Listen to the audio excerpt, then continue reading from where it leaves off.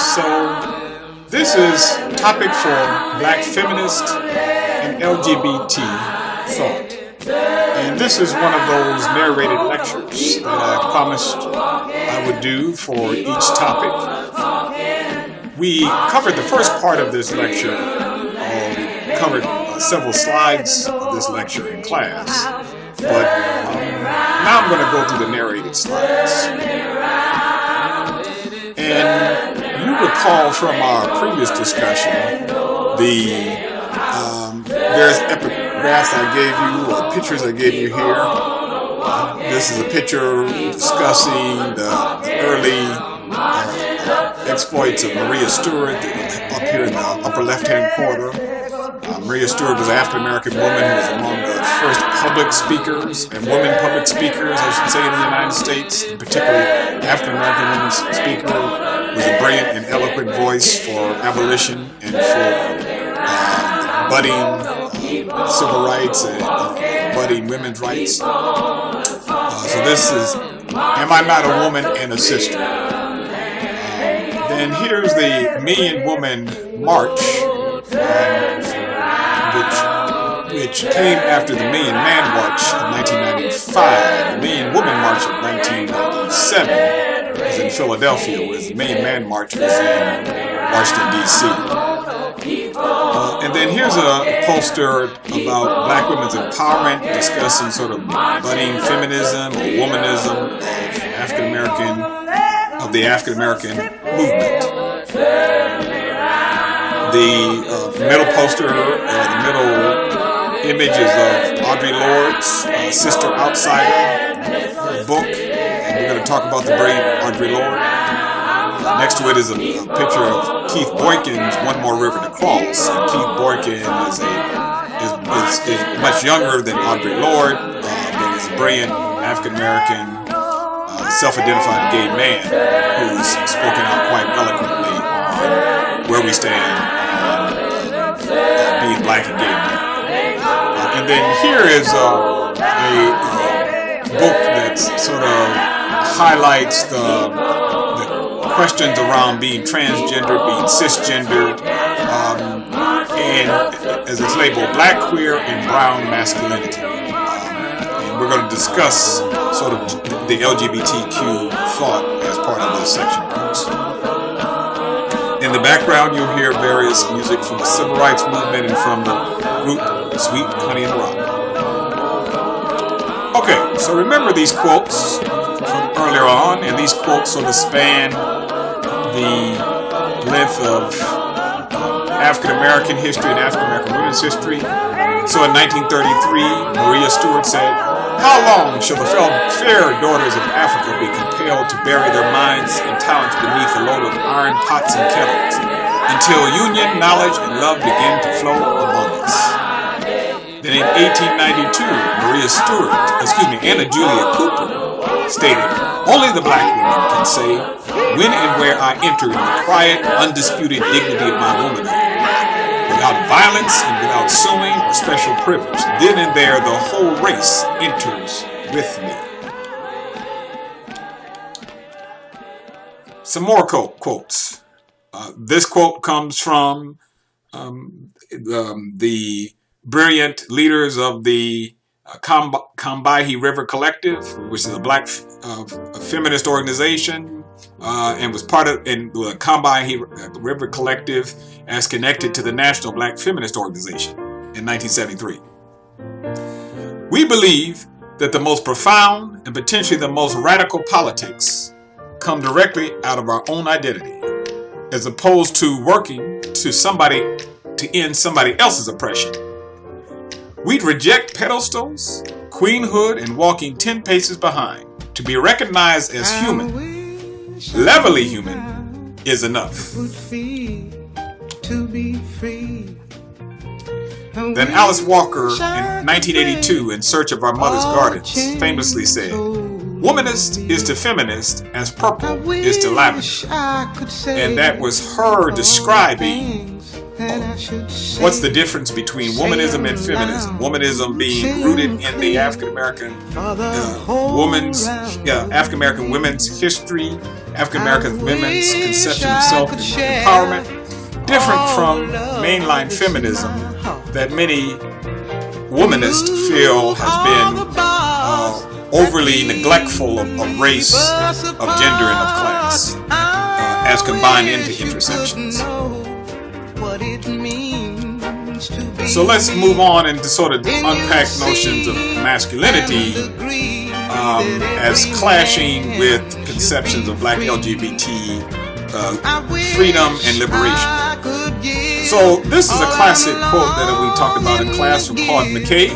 If we must die, Claude McKay, a Harlem Renaissance poet and essayist.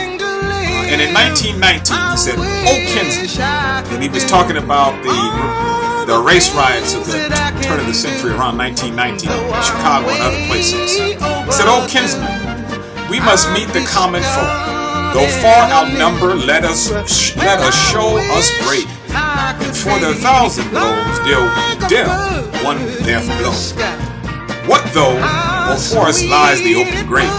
Like men, we'll face the murderous, cowardly pack, pressed to the wall, dying, but fighting back." Then at Malcolm X's funeral, the great actor Ossie Davis gave this particular statement in a eulogy he delivered for Malcolm X. And he said, "And if you knew him, you would know why we must honor him. Malcolm was our manhood, our living black manhood. This was his meaning to his people, and in honoring him, we honor the best in ourselves." Now, each of these sort of speak to a school of thought that is inherent in what we'll be discussing, black masculinist thought. But I'm not going to explicitly discuss black masculinist thought. Certainly those who have argued for LGBTQ freedom have had to contend with patriarchy and patriarchal versions of the black masculinist thought. The fiery black nationalist leader, Louis Farrakhan, once stated in 1983 at Morgan State University, to be a black gay man, he says, "Sin is sin, and God did not make a man to be other than man. These are circumstances. You weren't born this way, brother. These are circumstances. We never had a strong male image. Every time a strong male would rise up among us, the enemies would snuff that man out because it takes a man to breathe life into another man." Again, the sort of the inherent patriarchy, certainly the heterosexism or homophobia underlying the assertion, and a very traditionalist assertion of gender. That only men can be real, that there's a need for real men, and only these strong male images convey the proper norms of gender to men and boys. Then I use this misogynist image from one of the many album covers from the hip-hop artist Snoop Dogg, but borrowed from the thinking of Robert Staples in his book Black Masculinity in 1983. If we choose to view gender roles and behavior that was traditional and normative 10 years ago as sexist today, then all black men would stand guilty of retroactive male chauvinism. I'll let you just unpack that. So,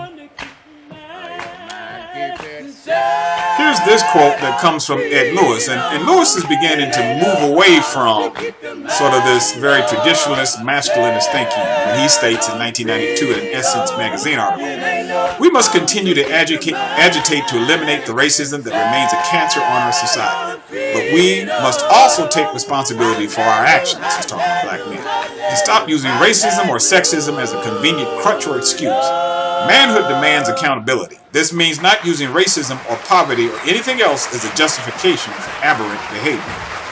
Now, what he's arguing is sort of aberrant behavior you could take it two ways. One could be, is it aberrant behavior because he's saying homosexuality is aberrant? Or is it aberrant behavior because he says racism or sexism is problematic justifications for how we treat others and treat others inclusively in our community? The great Essex Hempfield in the book, is quoted in the book "Speak My Name: Black Men on Masculinity and the American Dream," 1995. And Essex Hempfield, no longer with us, a brilliant essayist, poet, and self-identified black gay man who was a leader and brilliant voice in the community. Black men, straight and gay, are, quote, faced with redefining what masculinity is. We are faced with constructing a masculinity for all of us, one that can be useful as opposed to disempowering. Now, let's be real, that this is not simply a struggle around the lives of black gay men. It's also lesbian women, it's transgendered folk, it's bisexual folk, it's folk who are questioning, it's the LGBTQ of this whole breadth. And so even to broaden this struggle is to broaden it beyond one of the many letters of that acronym. So what I hope to accomplish in this lecture is to understand the historical roots and the contemporary debates surrounding black feminism and black LGBTQ thought on their own terms in relation to each other as intersectional ideologies. Let's do that by starting with intersectionality. And then let's talk about facts and concepts with feminism and black LGBTQ thought. Talk about historical and contemporary black feminism, and then end by talking about historical and contemporary black LGBTQ thought. Okay. So now let's talk about intersectionality. In an important essay written by Professor Kimberly Crenshaw, professor of law at UCLA, she stated in this early 90s article entitled "Mapping the Margins: Intersectionality, Identity, Politics, and Violence Against Women of Color," she lays out what would be sort of the premises, the key ideals or principles of intersectionality. And we'll define intersectionality and then discuss these key principles that she provided. Intersectionality is this. It's a feminist scholarly paradigm. It's rooted in feminist scholarship. Paradigm. And it's not just a paradigm, but it's also sort of lived experiences that recognize identities, inequalities, and structures of oppression. All of them, they intersect. And they don't just intersect, they overlap to provide multiple combinations of identities, inequalities, and oppression. So it's not just one way of being oppressed, either or, but multiple layers of things. It is both understanding the complexity and the commonality of the black lived experiences that provides the greatest prospects for empowerment, according to intersectional analysis. Now, Crenshaw talked about this intersectionality in having sort of three broad categories within the paradigm to recognize levels of intersectionality. First of all, there's structural intersectionality. So, structural intersectionality are all the inequalities created by social structures and how these social structures create this intersectionality. How is poverty and misogyny or sexism and racism created to impact the lives of black women as a group, or black poor women as a group? Then political intersectionality are how leaders in various camps respond to this intersectionality. Did the feminist movement broadly respond? The mainstream feminist movement respond to racism within its ranks, or did it push it to the side in order to argue for notions of linking arms and bringing about solidarity among women? So again, how do leaders respond to and view this intersectionality? That's the political intersectionality. And then representational intersectionality is how does popular culture influence and shape intersectionality. We've talked about a little bit about in a previous lecture about Beyonce and her use of her thinking of both using tropes that are both within black nationalism but also within black feminism and womanism. So she uses sort of these popular cultural images to project a certain set of assertions about this intersectionality of black women's lives. Now, next into determining intersectionality, we have what many intersectional scholars and feminist scholars would say are the sort of the politics of respectability problem. And we've touched upon it in class before, but I highlight it here in this lecture. The person in the upper right-hand corner, that picture is a picture of Dr. Kathy Cohen. Dr. Kathy Cohen is a professor at the University of Chicago, and she's written a very important and path-breaking book on intersection that relates to intersectionality, but it also interrelates to the lives of black LGBTQ people. Her book is entitled The Boundaries of Blackness, Age and the Breakdown of Black Politics. And in that, she talks about what she calls sort of marginalization theory. So let me give you an example in this sense.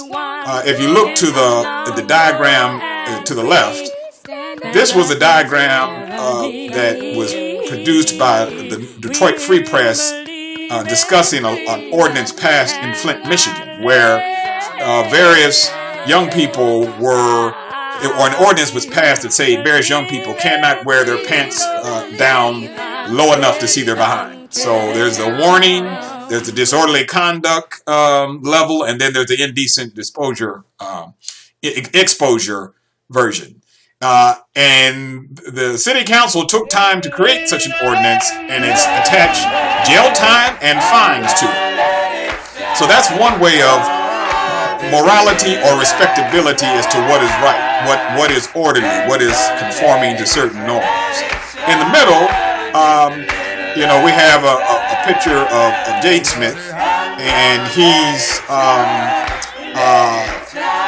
been sort of embraced as well as criticized for being a young black man who's not at all who embraces various forms of fashion, including those that folk would typically argue are feminine, such as wearing dresses.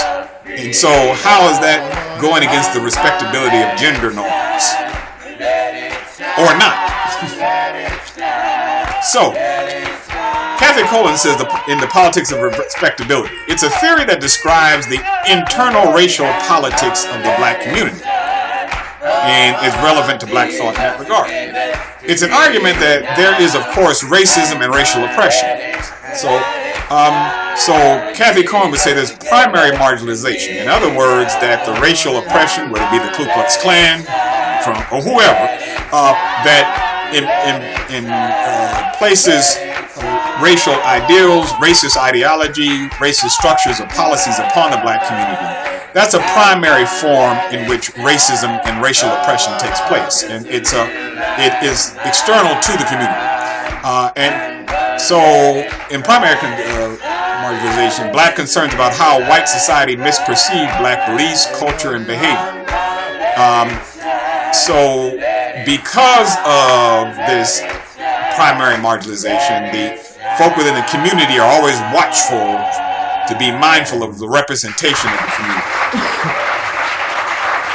But due to a great concern over white perceptions of black people, some black elites overcompensate with regards to this idea of we must have a united front against and to confront racism.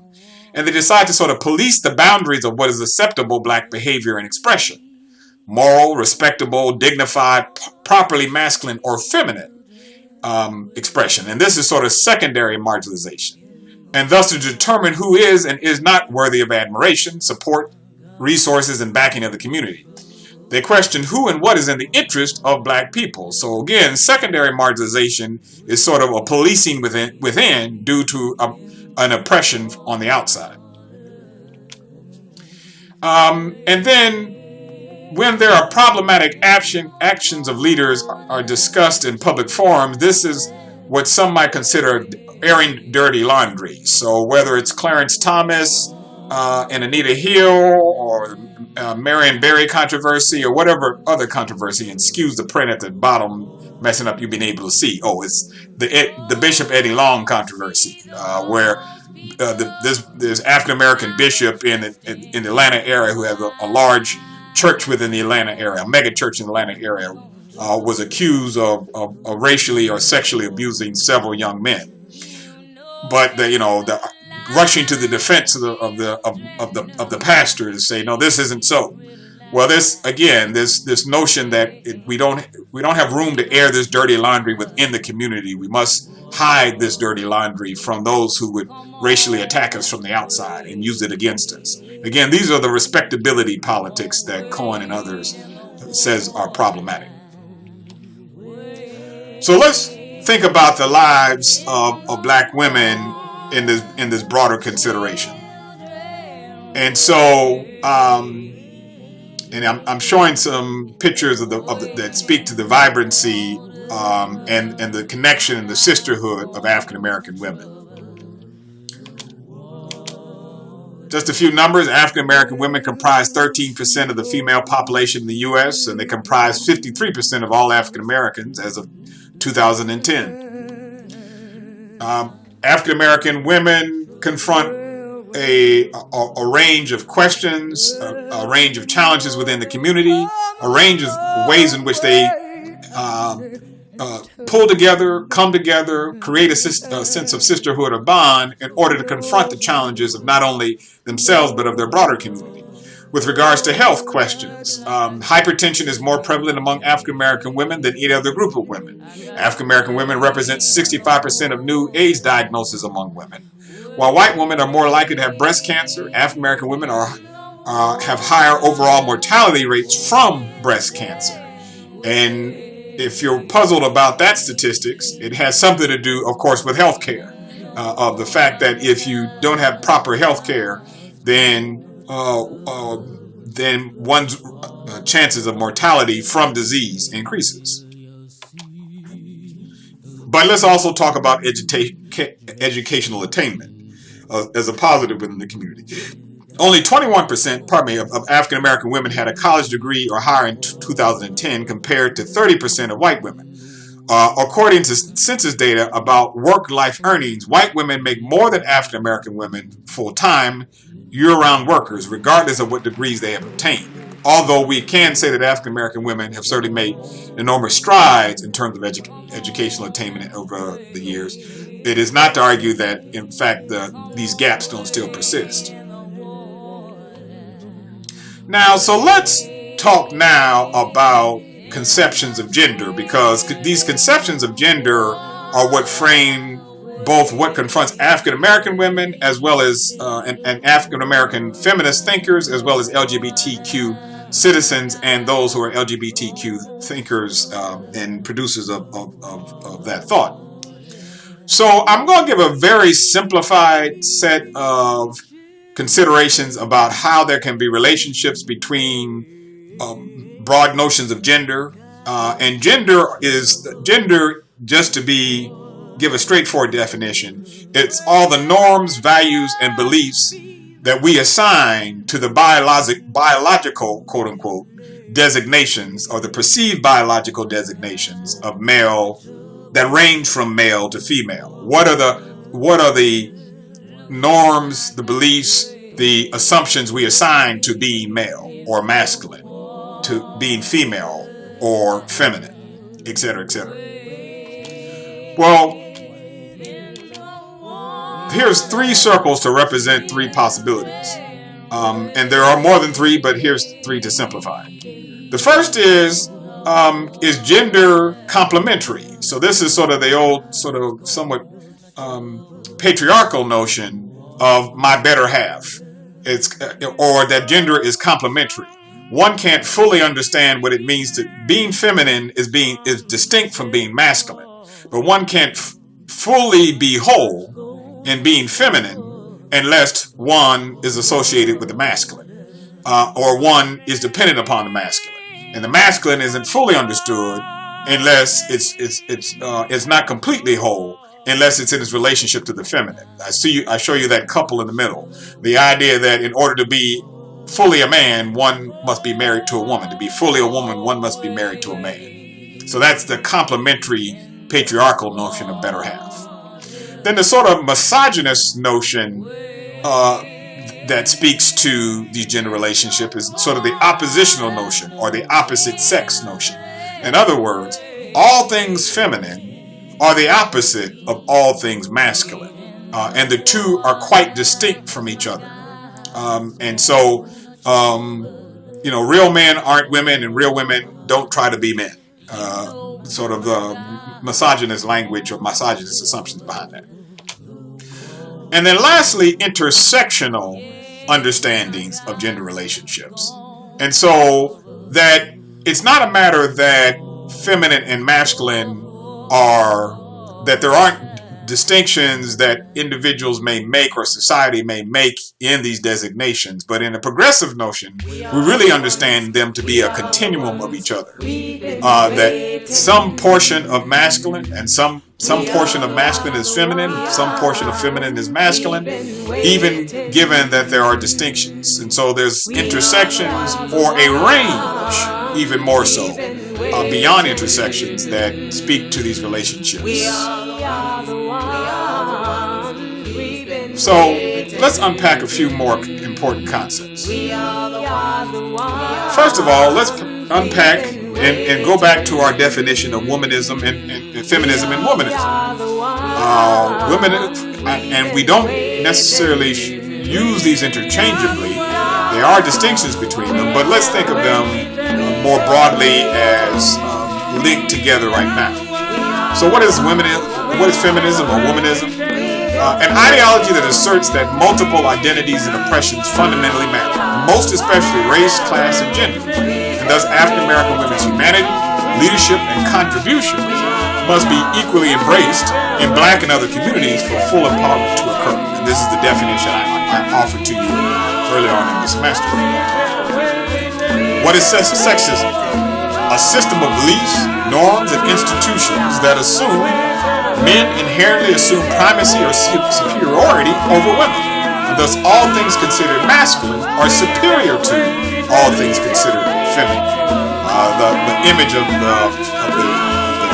figure, the Danny Glover figure, Mr. in the film Color Purple, or the Mr. figure within Alice Walker's classic book, Color Purple. Very sexist and very patriarchal in many respects. Well, what is patriarchy? Patriarchy is a system of societal beliefs, norms, and institutions that assume men have the inherent moral, legal, and cultural right to serve as the heads or rulers of the family, the community, and the nation. Whereas sexism assumes a certain primacy or superiority over women, whatever be its objectives or its motives. Patriarchy might assume itself to be good or positive, that it's patriarchy coming from the notion of being one's father, a loving father. But to presume that all women are secondary to all men because men should be the head, rightfully, quote unquote, the head of the family or the community, is where there's fundamental tensions and fundamental inequalities. Sort of the James Evans father in Good Times image.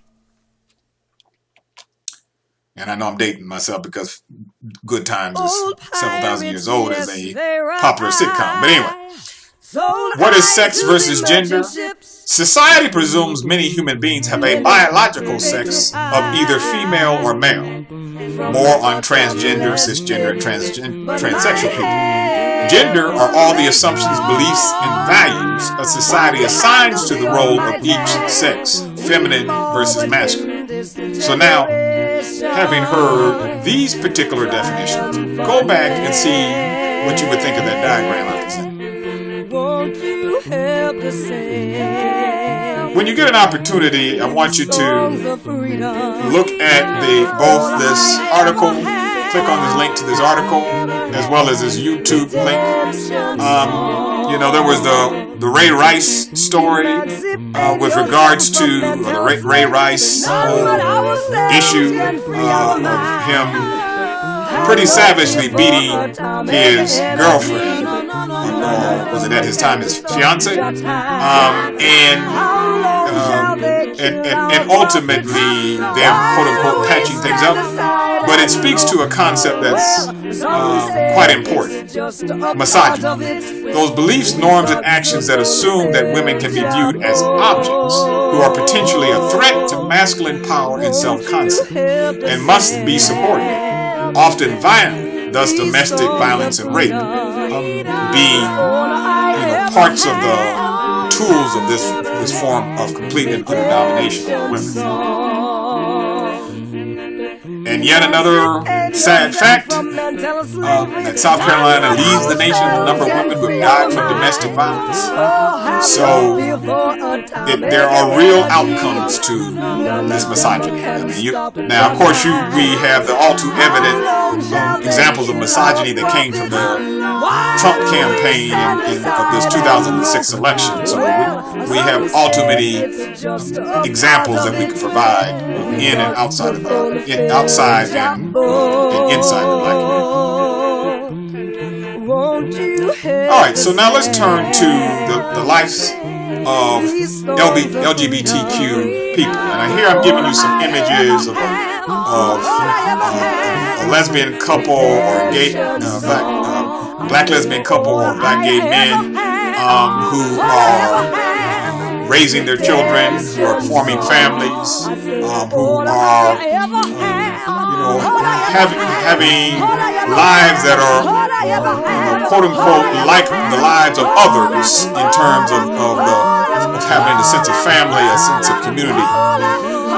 Here I'm showing you images of various African American leaders, present and past, who were a part of what we might call sort of black heroes of the LGBT community. You can pick out those but I'll particularly highlight the brilliant Barbara Smith, as well as the brilliant Bayard Rustin and James Baldwin. But we have other folk who fit as part of the consideration of who's part of this leadership and community. And then here's a picture of the prancing elite groups, the J-set, a form of dancing among, predominantly among cisgender, or sometimes cisgendered black gay men who ball this sort of dance style as part of a marching band dance style from Jackson State University, thus J-setting as it is called. Prancing Elites. I forget what network it's on, but a show that kind of reveals the lives of these black gay men. Now, it's important to keep in mind, and we will review these definitions, that there are many things that the LGBTQ community and black LGBTQ communities face when it comes to ever-present oppression, oppression that continues. 41% of transgender and gender non-conforming people stated in a recent survey that they attempted suicide. 1.6% of all people have tried to take their own lives.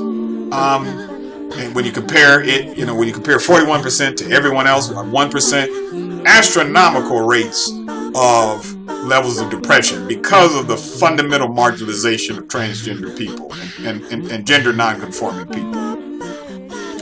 Layer this with being African American, and then you can imagine again the ways in which these are doubled and intersecting oppressions. Transgender women who survive hate attacks are 6 times more likely to experience physical violence when interacting with police than are other gay, lesbian, or bisexual survivors. And then within the African American community, harassment and assault by police due to bias by race.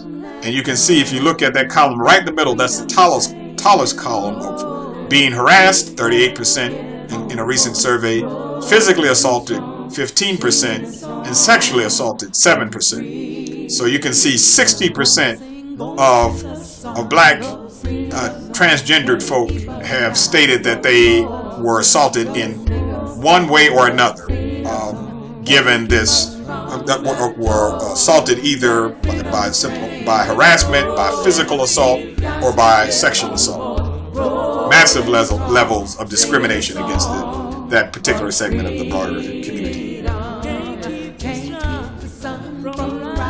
So, what are some basic family facts? Well, about 34% of all black same-sex households are raising children, 32% of black same-sex male couples, and 47% of black same-sex female couples. So, these are households that have and are likely to have family and children. So it's not simply a matter of that stereotype of the upwardly mobile couple with the disposable income, as is often applied to white gay men. But these are all the ways in which LGBT and gay people, gay and lesbian, transgender people of color face very different elements in terms of their family life and of their community lives.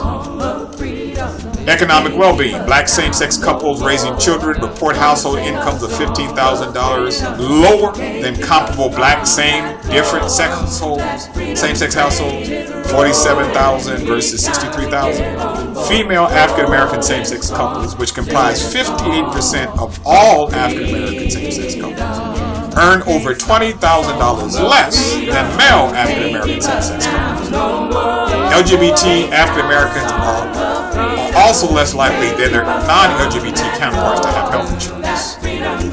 So you get this. Do you understand how this layering? If you layer race and gender and sexual orientation and gender identity, how all these things then compound to the structural intersectionality or structural inequality that we could take back. We could think back. We could think back to what Crenshaw stated earlier on in the lecture. Transgender status and discrimination. There are roughly 700,000 transgender persons in the U.S., arguably the most intense forms of LGBT or anti-queer discrimination against the transgender community. It's even worse for black transgender people due to racism, classism, and heterosexism. In 2013, 2/3 of LGBT homicide victims were transgender women of color. Black transgender people reported very high rates of discrimination in comparison to the white counterparts. Job loss, 32% versus 24%. Unemployment, 24% versus 12%. And housing discrimination, 38% versus 15%. Okay. So let's talk about some concepts. What does it mean to be lesbian, gay, bisexual, transgender, and questioning? I wanted to make sure that even if you were broadly aware, I wanted you to be specifically aware of how we define these communities. A person's enduring and physical, romantic, and or emotional attraction to another person may be the same. To another person may be to the same. Emotional attraction to another person is the same as sexual orientation. The Williams Institute calculates that there are just over 1 million African American adults who self-identify as LGBT, or about 4% of all blacks. There are about 84,000 black same-sex households. Transgender, a term used to describe people whose gender identity differs from the sex the doctor marked on their birth certificate. Gender identity is a person's internal, personal sense of being a man or a woman or someone outside of that gender binary. People in the transgender community may describe themselves using one or more of a wide variety of terms, including but not limited to transgender, transsexual, whereas transgender may mean that the person simply has the gender identity but has not made any physical changes to the makeup of their sexual organs. Transsexual may be that transformation. and then gender queer, which can include a range of ways in which one has sort of queered or gender, or made gender simply beyond the traditional norms and bounds that we've talked about of, check either the masculine or feminine box. Always use the preferred term by the individual. Now, cisgender is a term which means that when the person's gender identity and their perceived biological sex are one and the same. Different from transgender, where there might be some way in which the two differ from each other. Now, what about attitudes toward the questions of same-sex marriage and attitudes within the black community about black LGBT communities? In 2001, roughly 1/3 of both whites and blacks expressed support for same-sex marriage. Today, 58% of whites support same-sex marriage, as do 39% of blacks. But keep in mind, whereas there's been, at least by this Pew Research Center study, there's been some real movement among all. There's been greater movement among whites to one regard, at least according to the study, than has been true among African Americans. That doesn't mean that African Americans don't at times argue for certain levels of civil rights, but because of the religiosity within the black community, because of traditional religiosity within the black community, there is still some degree, and sometimes a strong degree, of heterosexism or homophobia within the black community. That's changing, but there is still evidence of it. And I also want to be careful not to argue that, African Americans are inherently more homophobic than whites. I would simply say that African American homophobia and heterosexism shows up in different ways than it does for whites, and particularly around questions of marriage. So what is homophobia? An unreasoning prejudice, bias, antipathy, or discrimination toward quote-unquote, and I kind of hate this word, but homosexuals. It's about as good a word as the word Negro. But anyway, homosexuals. That at its extreme results in individual or collective hostility and at times violence. There is a debate as to whether African Americans are inherently more homophobic as compared to the white counterparts, as I just said, partly due to the African American religiosity and the politics of respectability. Now, in 2008, there was a Proposition 8 that banned same-sex marriage in California, and various activists within the marriage equality movement wanted to argue, African Americans were to blame for the ban passing because the majority of them voted for it, but African Americans made up a small percentage of the total vote. And the question often has to be, what are activists doing to organize within the black community to actually move people's opinions?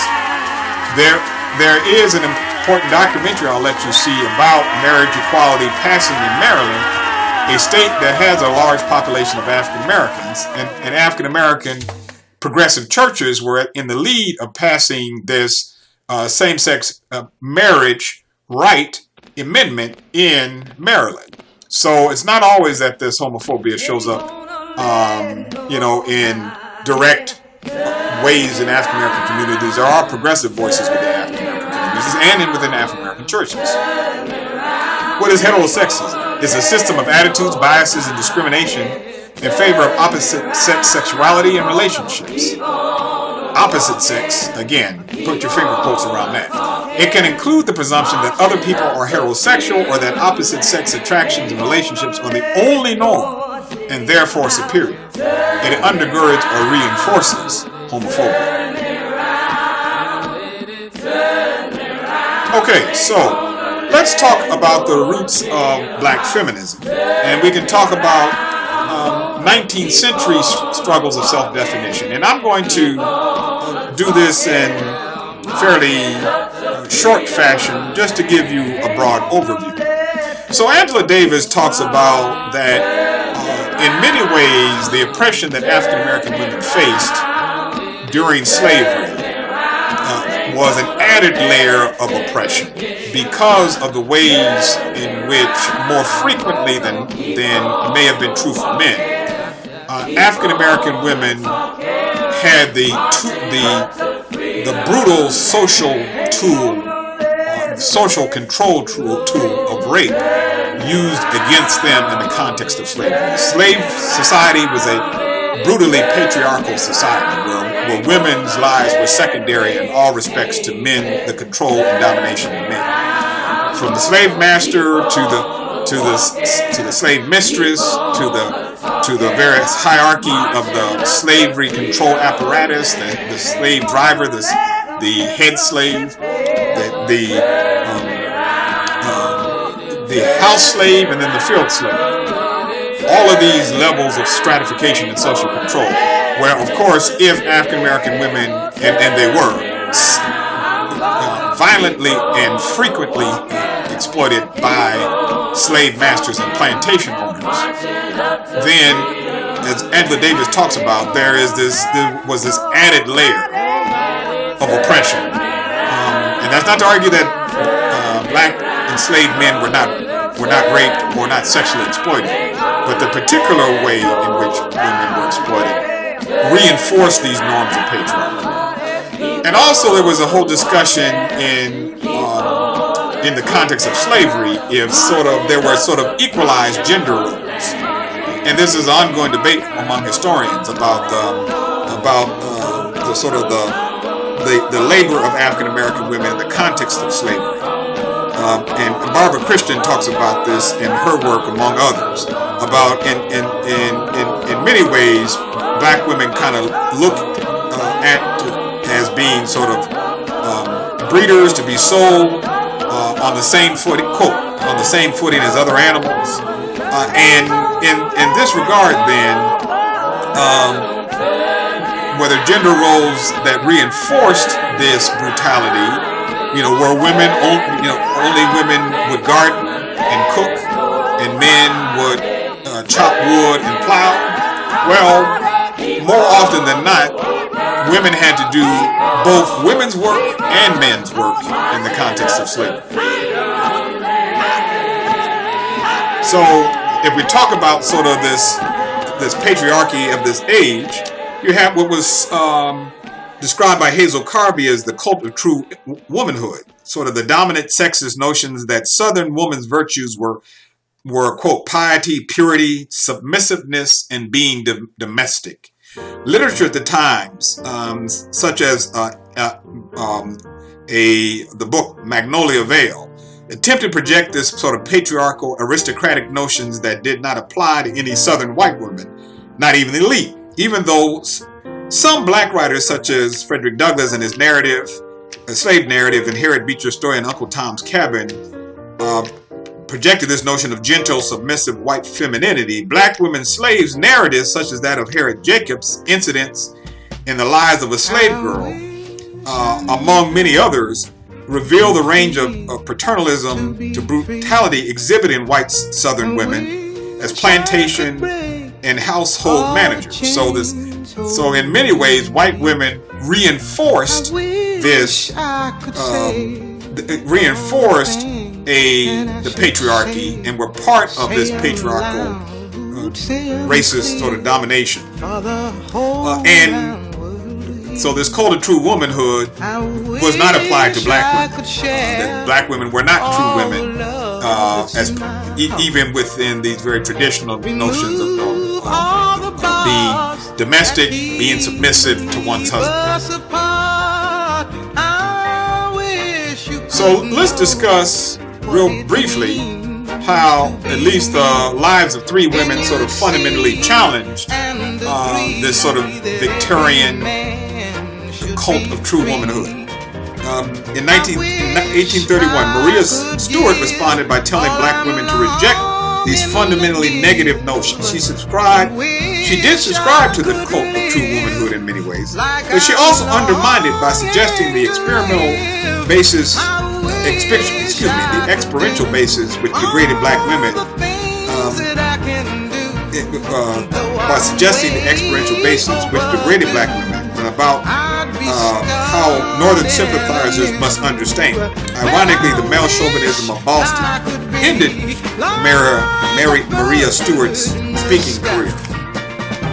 Then let's look at the life and times of Frances Ellen Watkins. Frances Ellen Watkins between 1925 and 1911, who was a brilliant writer of books such as Iola Ray or Shadows Uplifted, 1892. Her character actually shows the various contradictions of mixed-race heritage, being mulatto, and all that these contradictions impose upon notions of identity and womanhood. And then, very briefly, Anna Julia Cooper, who we believe may have been born in 1859 and lived in 1964. We've already discussed Anna Julia Cooper at great length, but just as a point of reflection, A View from the South, 1892, a very strong appeal for a new standard, sought for an unexalted perspective that asserted the need for a fundamental independence of black womanhood, whether married or unmarried. She further suggested that women could be self-fulfilled, whether they choose to marry or not. A fairly radical notion for its time. And it is Cooper who gives us the black woman's experience as a prism or mirror. You know, when and where I enter, the whole race enters with me. So, what are this notion of sort of manhood rights and black women's struggle? Manhood rights, using that language found in the turn of the century Niagara Conference, where W.B. Du Bois and a group that was overwhelmingly made of black men set the groundwork for what would become the NAACP, a meeting at the Niagara Falls Conference, and meeting, as you know, in opposition to Booker T. Washington to form a new ethic around civil rights and a public ethic around civil rights, not just sort of the undisclosed, quiet approach to civil rights that Booker T. Washington assumed. Well, by using the language manhood rights, Du Bois was using sort of patriarchal or masculinist language that would fundamentally offend some African American women, and particularly women like Ida B. Wells, who would argue that she was excluded from the Niagara Conference by Du Bois. And particularly with the movement for black suffrage, the 15th Amendment, and then women's suffrage in the 20th Amendment. With the 20th Amendment, black women face sexism and white racism within, whereas they face sexism within the black suffrage movement, they faced racism with the black women's movement. So let's think about Sojourner Truth. On the one hand, Sojourner Truth was against the 15th Amendment's adoption.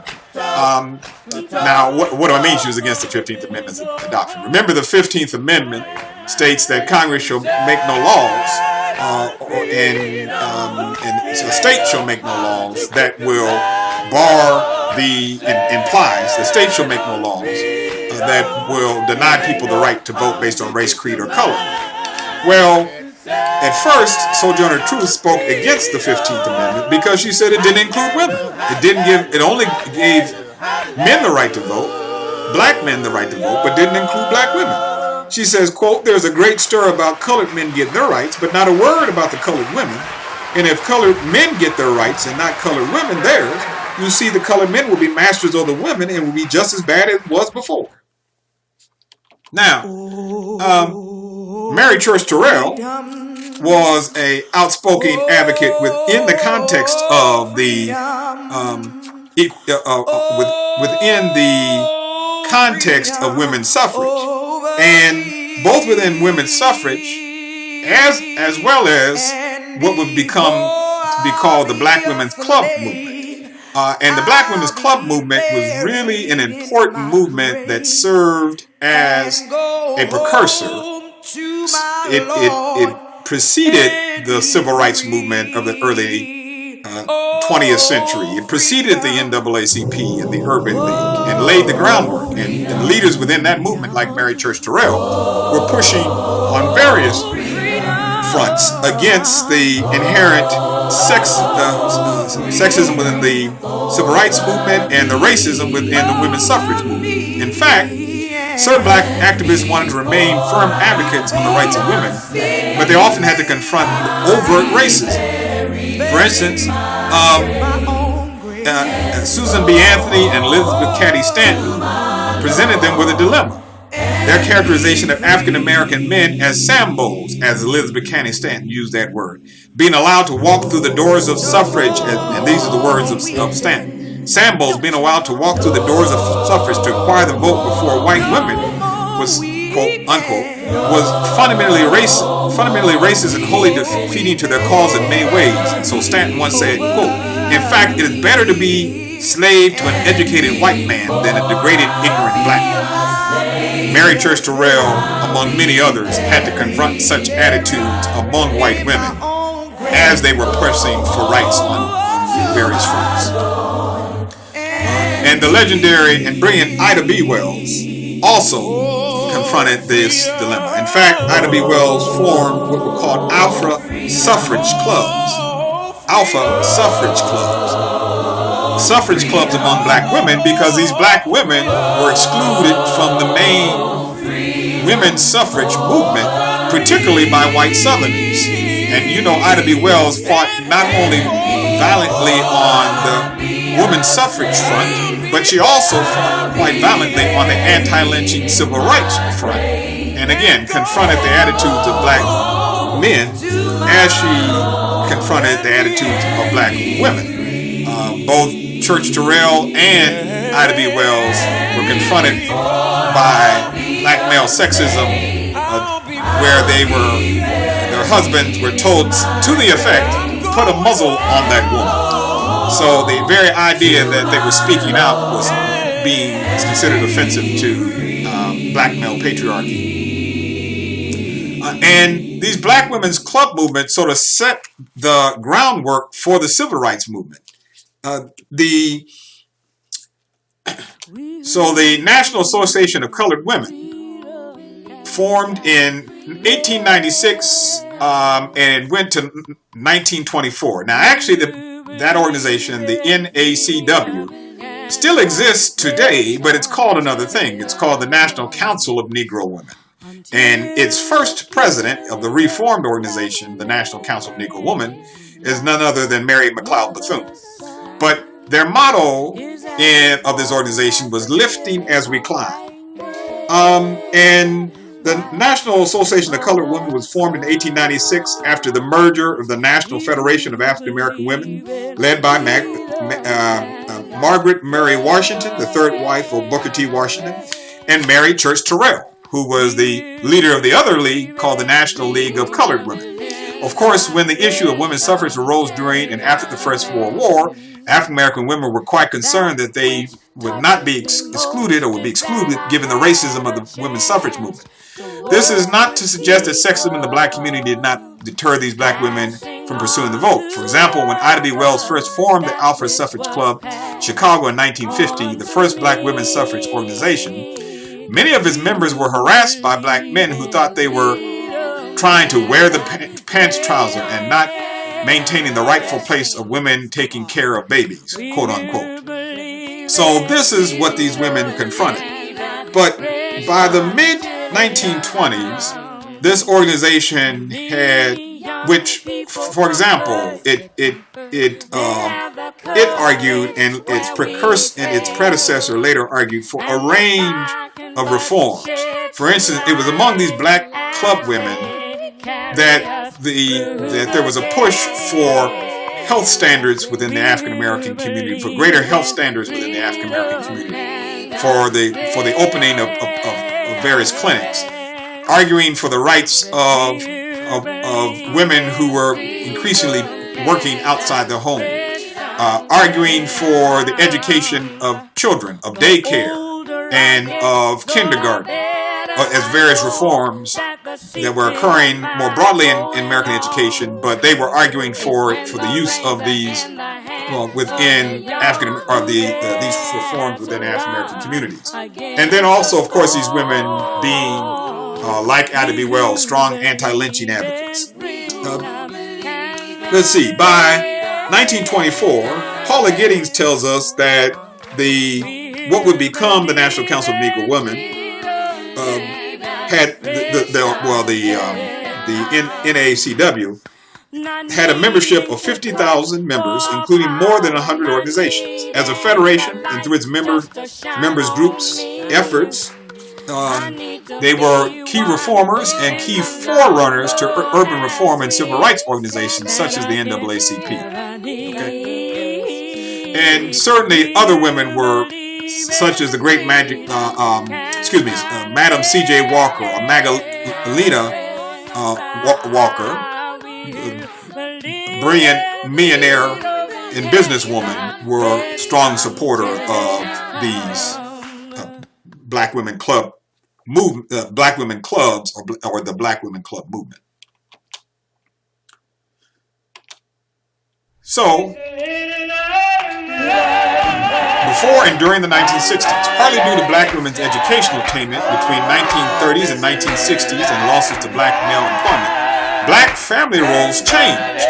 We had the increasing education of African American women in these historically Black colleges and universities, Black women being encouraged to become teachers or nurses outside of the predominant profession that many Black women were forced to assume in the, let's say, up until the 1930s, which was being household workers or domestics.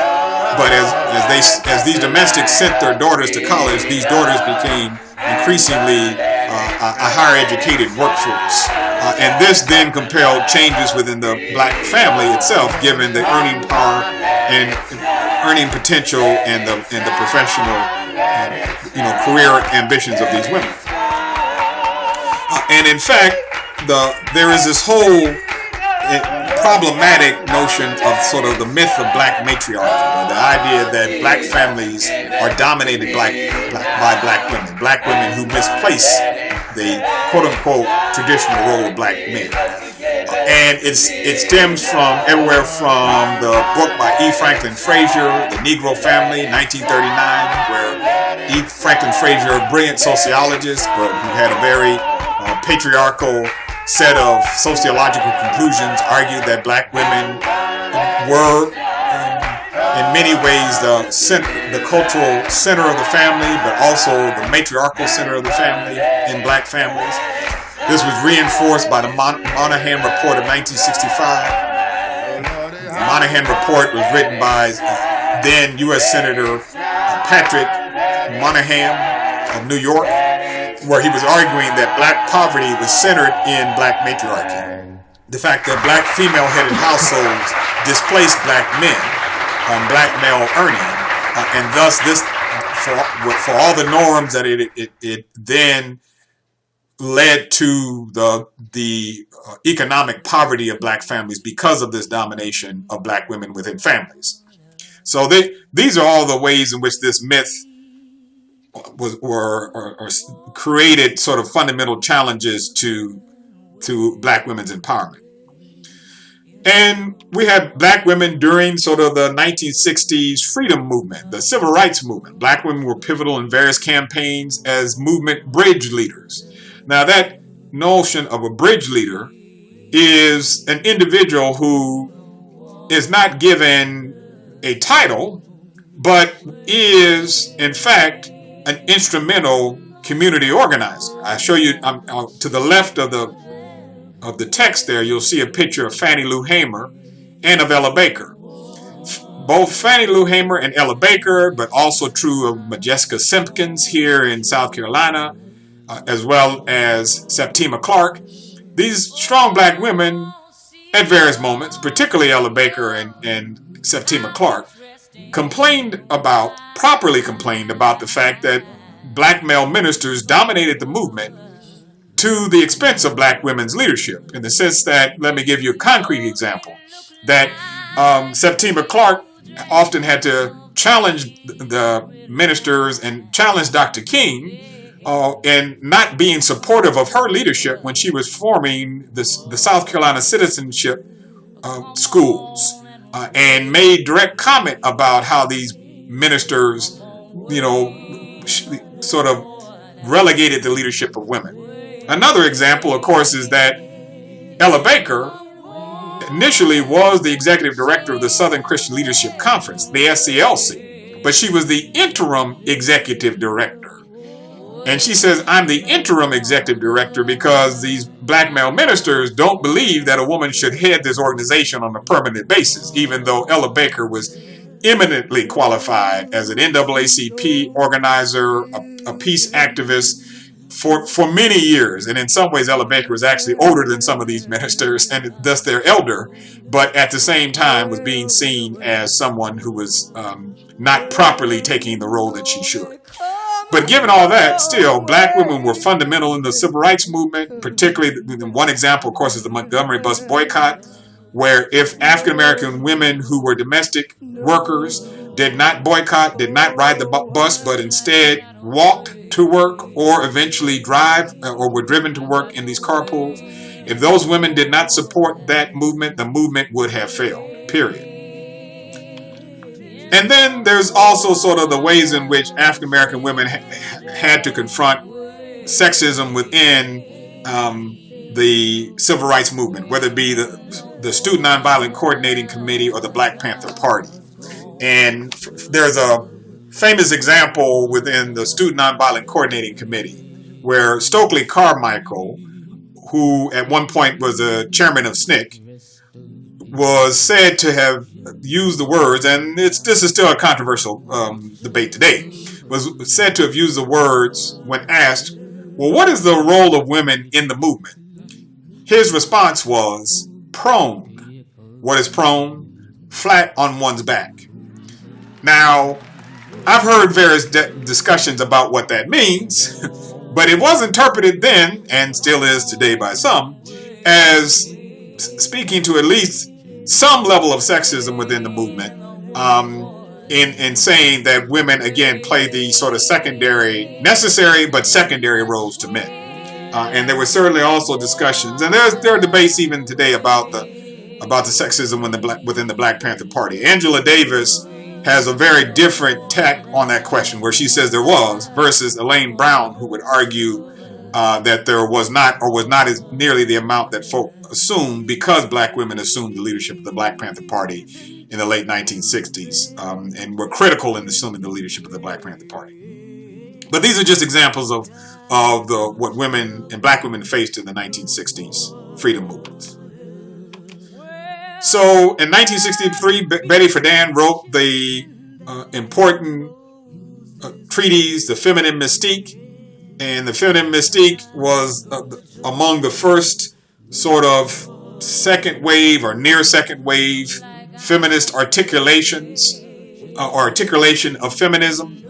But The Feminine Mystique has been critiqued by various feminists, but particularly black feminists, because it argues, well, Betty Friedan was talking about white women who were housewives feeling that they didn't have meaningful ways to make use of their talents and their skills in being housewives. Black women have never had the opportunity to be housewives at the same level of not work and have only their husbands be the breadwinners because of the economic necessity of black families. And so there emerged a critique of this book, but of also white feminism that argues it's a middle class sort of bourgeois feminism.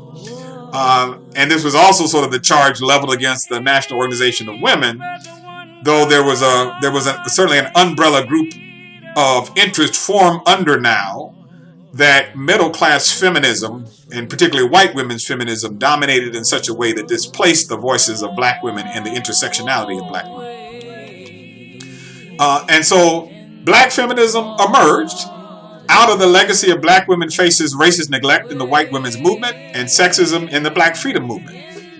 And so whether we're talking about the emergence of the National Black Feminist Organization in 1973 to Shirley Chisholm running for president of the United States and she making the presidential bid in 1972, and we've discussed that in class, making her bid, to the emergence of sort of contempt of black feminist writers and theorists in the 1970s up until the present.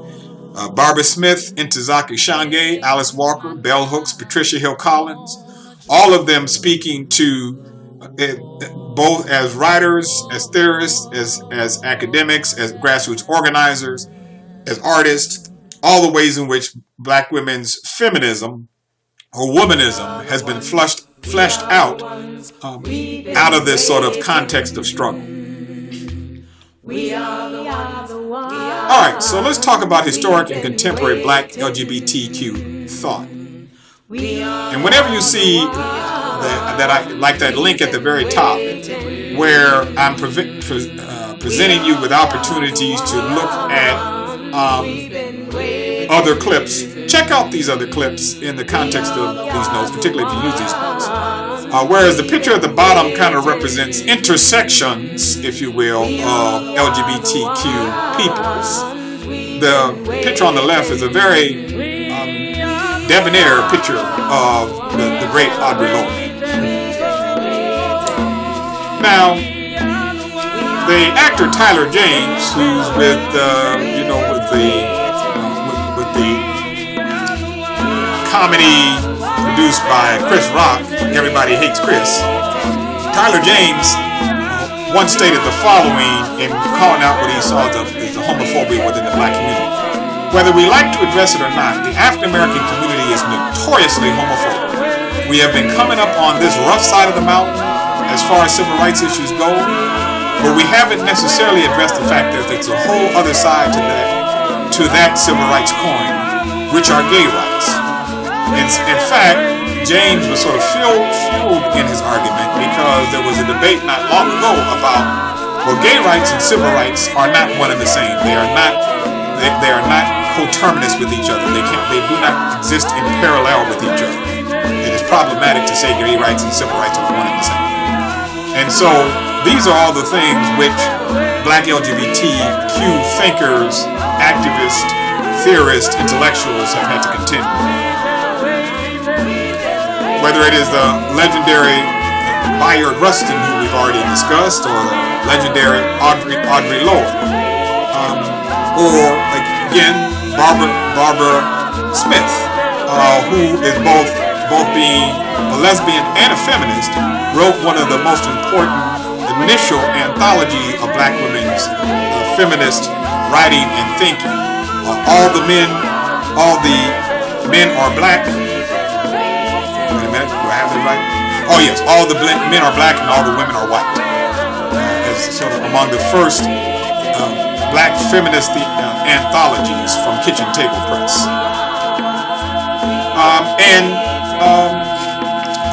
And also sort of speaking to the ways in which the transgender community, the picture here of Cox, and the way in which the transgender community is represented or not represented. Janet Mott. All the ways in which the transgender community is and is not represented, not only in the black community, but even the T being left out of the LGBTQ. And I've already sort of told you about the ways in which transgender and trans queer people confront a whole range of fundamental marginalization and discrimination, even on top of the homophobia that the larger community confronts. But still there are these popular images, representations of black LGBT, or at least black gay men. We'll see how further we get along. We've already talked about Moonlight. So there are at least some advances that have been made in terms of at least the representation, the intersectional representation, or representational intersectionality of black gay and hopefully black LGBTQ life. So let's very briefly talk about historic and contemporary black LGBTQ thought. And we can root some of our discussions in the sort of birth of black LGBT culture in the 1930s and 1920s, particularly with the Harlem Renaissance. You had brilliant individuals who themselves were sort of gender queer, and that's not the words they to use queer back then would have been fighting words, not the way in which it's used within the community today. But there are folk who themselves challenge gender norms and sexuality and sexual orientation norms in boundary lines. Whether we're talking about the brilliant Bruce Nugent or various other writers of the Harlem Renaissance who contributed to the magazine Fire, or the wonderful Bessie Smith, who herself, and we have this portrayal, what I think is a wonderful biopic by Queen Latifah of the life and times of Bessie Smith. And Bessie was a blues woman. As a blues woman, she talked about and sang about and lived crossing lines, crossing boundaries, had both a husband and a female lover. And so, in many respects, speaks to the ways in which this period was one of African American, small but important broadening of what it meant to be different, queer, as the term would have been used pejoratively back then. And then, that's actually a picture of Bruce Nugent, but I'm also speaking to County Cullen. County Cullen was presumed at that time, in the 1930s, to be a gay man. It was somewhat fairly widely known, even when he was going to marry the daughter of W.E.B. Du Bois. And when the marriage was broken off, folk were kind of aware of the circumstances in which the marriage did not go through. But again, this is the period where Harlem was in vogue. And in fact, even dating back to this time, there's this culture called the house culture within LGBTQ communities. House culture is a culture where folk gather in a house and form alternate families based on being thrown out of their family and being their quote-unquote queer selves. And that stems all the way back to the Harlem Renaissance in this time of sexual freedom and sexual exploration. The filmmaker Isaac Julian sort of captures this very poignantly in his film Looking for Langston, where he doesn't make an argument that he's providing historical evidence that Langston Hughes was a gay man. There is strong proof that Langston Hughes was, but he uses sort of a romantic, sort of poetic argument to capture the mood of the period of the 1920s, 1930s, and Harlem Renaissance, and the clear ways in which there were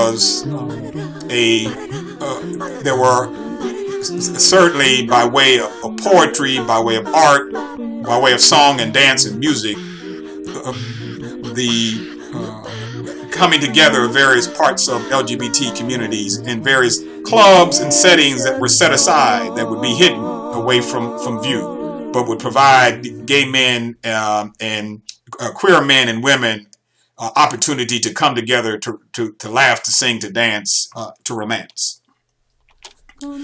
Now, the 1960s, and in 1969 we had the famous Stonewall riot at the Stonewall Inn in New York, and the Stonewall Inn was sort of known, or came to be known as sort of the beginning of the LGBT rights movement, the most public version of the LGBT rights movement in the United States. Here's a picture of some of these individuals who were part of sort of the Stonewall riot, or would later become known as the constituencies that were appeared at this queer nightclub of the Stonewall Inn that was raided by the police. But many of these people, young faces, are black and brown faces. It was Puerto Rican and African American, as the term is sometimes used, drag queens and gay men who were at the center of this quote-unquote riot.